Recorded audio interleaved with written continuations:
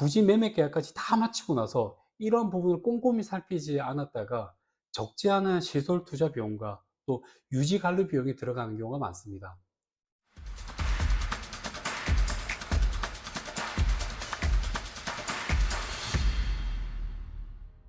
안녕하십니까.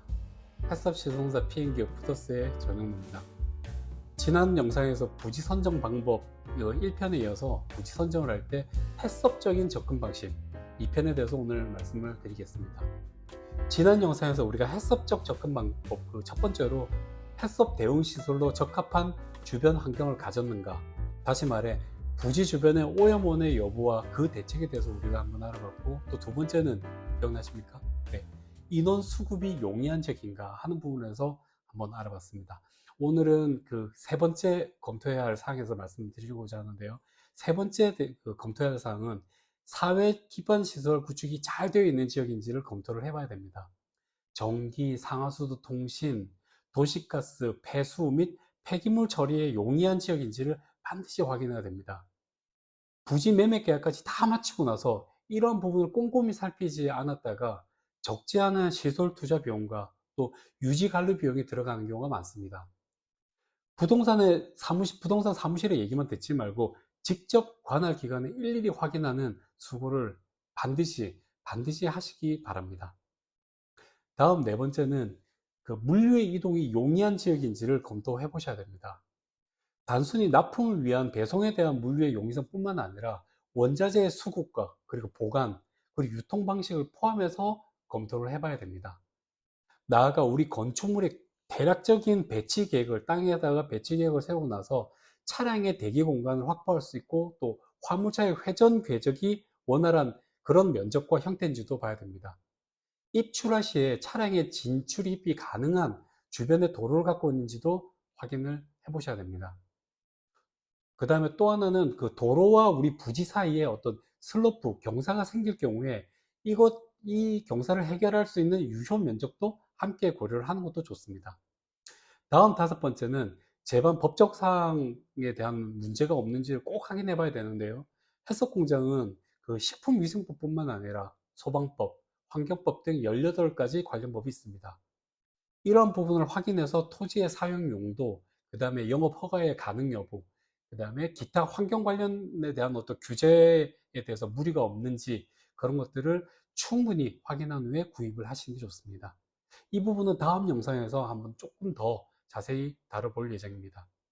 다음 여섯 번째는 집안에 대한 정보를 확인을 해본 건데요. 땅이 예전에 갯벌이나 논을 매립한 지역은 아니었는지 거기에 대해서 한번 살펴봐야 됩니다. 만약에 땅이 견고하지 않아서 어떤 불안정한 곳이라면 집안을 튼튼하게 하기 위한 기초공사가 토목공사 비용이 훨씬 많이 발생하게 될 뿐만 아니라 또 전체 공사 기간이 늘어나는 그런 원인이 되기도 합니다. 그리고 최근 한 10년간 천재지변에 대한 어떤 재해 이력을 확인할 필요가 있는데요. 홍수로 인한 침수 또는 그 다음에 뭐 강물의 범람이라든지 그런 것들에 대한 피해 이력도 없는지 확인을 해봐야 되고, 또 지진에 대한 정보도 파악해 볼 필요가 있습니다.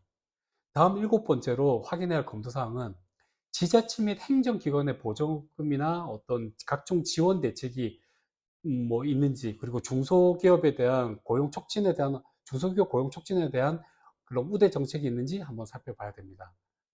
지난 영상에서도 말씀드렸지만 이런 그 자금 지원 정책 여부가 부지 선정하는 데 있어서 8가지 원칙에 있어서 가장 우선시 되는 것은 결코 그렇게 바람직하지 않습니다. 왜냐하면 대부분 이런 그 지원 정책은 일회성이거나 아니면 일시적인 조건들일 경우가 많기 때문에, 네, 이런 것들을 무조건 우선순위에 두는 것은 그렇게 바람직하지 않습니다. 마지막으로 살펴볼 여덟 번째 고려해야 될 사항은 우리 공장이 들어섰을 때, 또 가동을 시작했을 때 민원 발생의 소지가 있는 곳인가 하는 부분에 대해서 검토를 해봐야 됩니다. 생산 시에 발생하는 소음과 악취, 그리고 지하수 사용으로 인해서 농가의 피해로 인해 민원이 발생하면 이웃들과 마찰로 인한 스트레스뿐만 아니라 지역 인력을 고용하는데도 많은 어려움을 겪게 될 겁니다. 특히 만약에 민가가 우리 공장 주변에 붙어 있거나 조용한 시골 마을의 경우에 야간에 돌리는 그 냉동기 컴프레셔 소음은 낮보다 훨씬 크게 들리기 때문에 이러한 부분도 반드시 고려할 필요가 있습니다. 네, 여기까지 부지 선정 방법에 대해서 알아봤습니다. 다음 영상에서는 펫석 공장을 짓기 위한 관련 법규와 그리고 식품공장 허가와 신고 그리고 등록하는 그 방법에 대해서 한번 알아보도록 하겠습니다. 감사합니다.